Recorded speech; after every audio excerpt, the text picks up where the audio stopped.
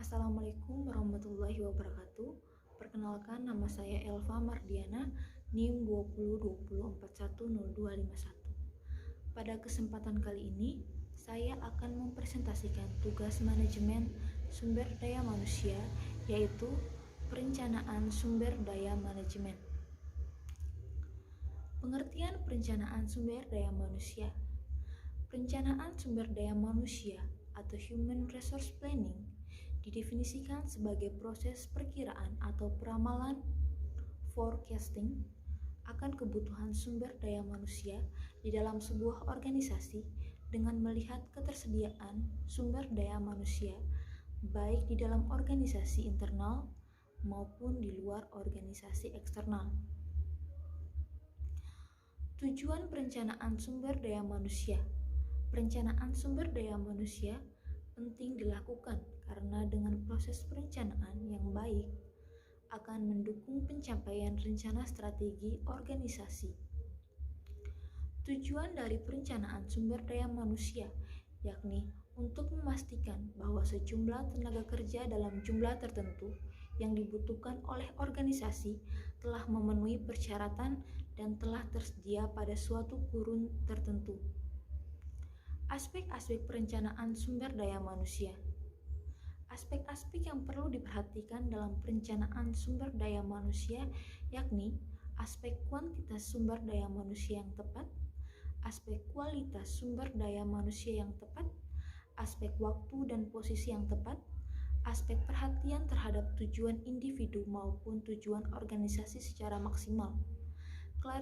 Klasifikasi perencanaan sumber daya manusia berdasarkan ruang lingkup perencanaan sumber daya manusia diklasifikasikan ke dalam dua kategori, yakni manpower planning merupakan perencanaan tenaga kerja secara menyeluruh pada aspek sumber daya manusia. Yang kedua, manpower programming merupakan perencanaan tenaga kerja yang bersifat detail dan merupakan implementasi dari manpower planning. Pada tahapan dalam perencanaan sumber daya manusia. Secara singkat, proses perencanaan sumber daya manusia adalah mengikuti langkah-langkah sebagai berikut. Yang pertama, peramalan permintaan dan ketersediaan tenaga kerja. Yang kedua, peramalan kelebihan atau kekurangan tenaga kerja.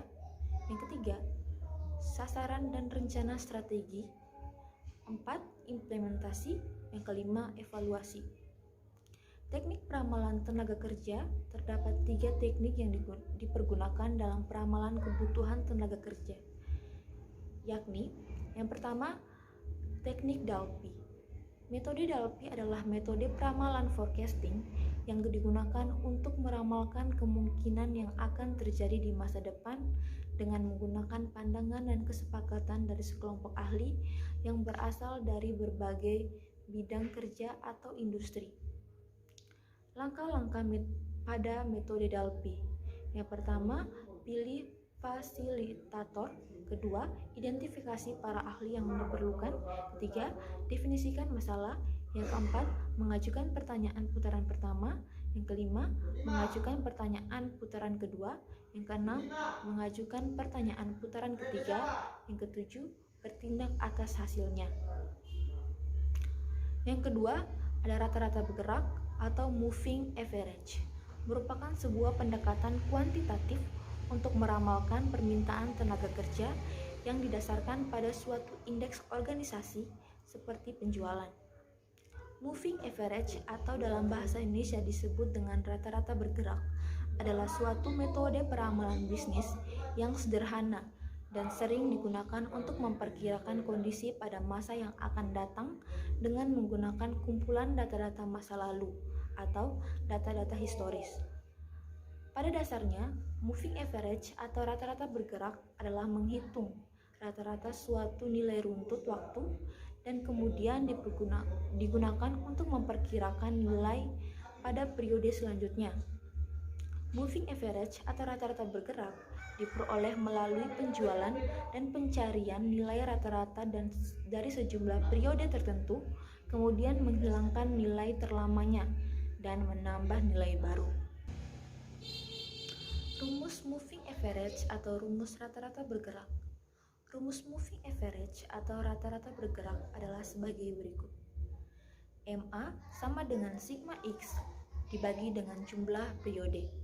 Keterangan MA adalah moving average, sigma X keseluruhan penjumlahan dari semua data periode waktu yang diperhitungkan. Jumlah periode adalah jumlah periode rata-rata bergerak. Atau dapat ditulis dengan MA sama dengan N1 tambah N2 tambah N3 tambah dan seterusnya dibagi dengan N.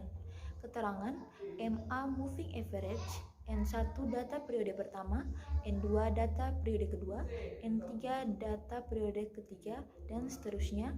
N sama dengan jumlah periode rata-rata bergerak. Ketiga, manajemen forecast adalah sebuah pendapat atau keputusan dari para supervisor, manajer, departemen, atau pihak lain yang memiliki pemahaman mengenai kebutuhan organisasi akan tenaga kerja. Dapat dikatakan bahwa masa depan itu tidak pasti.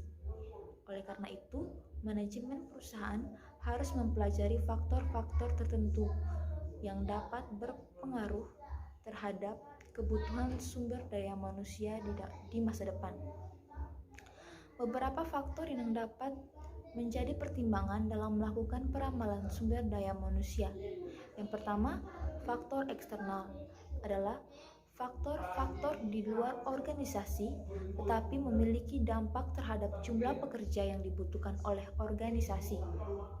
Faktor eksternal itu adalah yang pertama, kondisi perekonomian, yang kedua, kondisi sosial politik, yang ketiga, teknologi, yang keempat, kompetisi. B. Faktor organisasi adalah faktor-faktor yang berasal dari internal organisasi itu. Faktor-faktor ini berdampak langsung terhadap jumlah permintaan tenaga kerja yang dibutuhkan oleh organisasi. Faktor-faktor tersebut adalah pertama, rencana strategis organisasi, anggaran, perkiraan produksi, dan penjualan.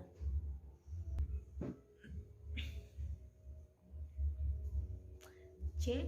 Faktor angkatan kerja adalah faktor-faktor yang disebabkan oleh aktivitas-aktivitas yang dilakukan oleh dan atau berasal dari tenaga kerja itu sendiri yang akan mempengaruhi jumlah permintaan tenaga kerja yang dibutuhkan organisasi.